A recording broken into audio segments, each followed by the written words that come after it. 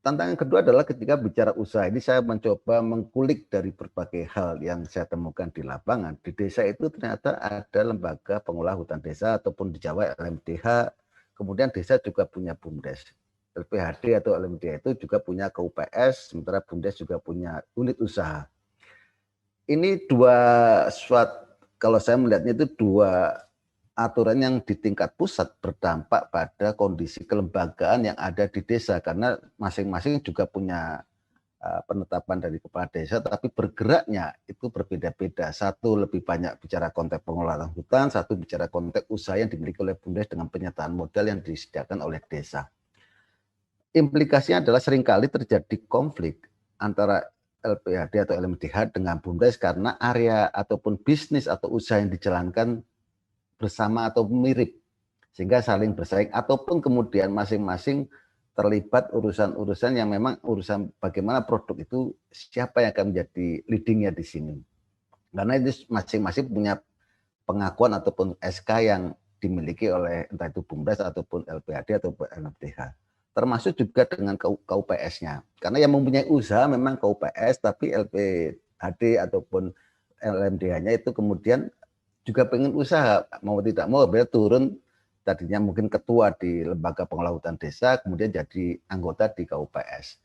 Nah, konflik-konflik kepentingan yang ada di desa ini harusnya bisa diselaraskan. Memang tadi disampaikan oleh baik Mas Ambong ataupun oleh Mbak Lulu, adanya koordinasi di tingkat kementerian untuk menjembatani bahwa aturan turunan dari berbagai kementerian yang sampai ke level desa atau komunitas berdampak ke lembagaan-kelembagaan yang mungkin bisa tidak berjalan seiring dan selaras ataupun bisa bersinergi. Contoh seperti ini, misalkan ada suatu produk yang dikelola oleh desa, misalkan madu.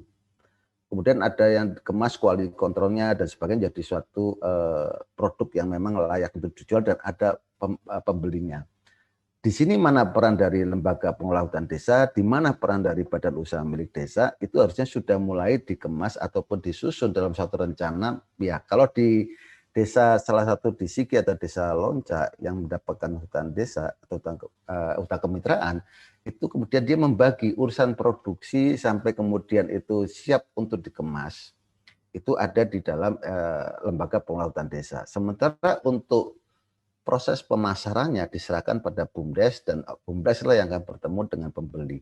Mekanisme-mekanisme ini yang memang perlu diatur sehingga tidak terjadi konflik, karena bisanya kalau udah bicara konteks uang itu bisanya langsung lupa akan hakikat bagaimana perhutanan sosial sebagai hak kelola masyarakat itu berimbas pada kepentingan-kepentingan yang ada, entah itu dalam elit desanya ataupun kemudian antar kelompok, sehingga kelompok marginal yang tadinya mendapatkan manfaat atas itu kemudian akhirnya jadi korban dari di dalam desa itu sendiri.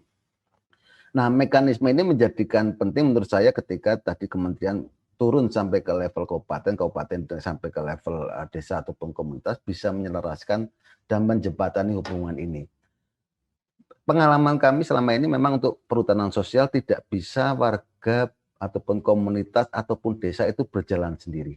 Dia butuh bantuan pendamping, entah itu pendampingan dari organisasi masyarakat sipil, pendampingan dari individu-individu yang giat urusan ini, pasti ada proses pendampingan di situ. Nah, yang menjadikan sering kali lupa terhadap perhutanan sosial adalah lebih konsen ketika untuk mengajukan atau mendapatkan penetapan terhadap skema perhutanan sosial yang ada. Tapi pasca penetapan perhutanan sosial itu seringkali lupa didampingin karena mungkin saja para pendampingnya juga bukan ahli urusan usaha, bukan ahli urusan yang sifatnya memang terkait dengan trading ataupun transaksi yang menimbulkan dampak secara ekonomi atau menimbulkan pendapatan secara uang yang ada di desa ataupun komunitas. Ini yang tantangan menurut saya menjadi sangat penting sekali. Bicara konteks perhutanan sosial pasca izin itu harusnya mulai diimbangi juga dengan kemampuan para pendamping untuk mulai meningkatkan kemampuannya, tidak hanya bicara mendorong terhadap izin yang ada, tapi juga bagaimana usaha yang akan dijalankan.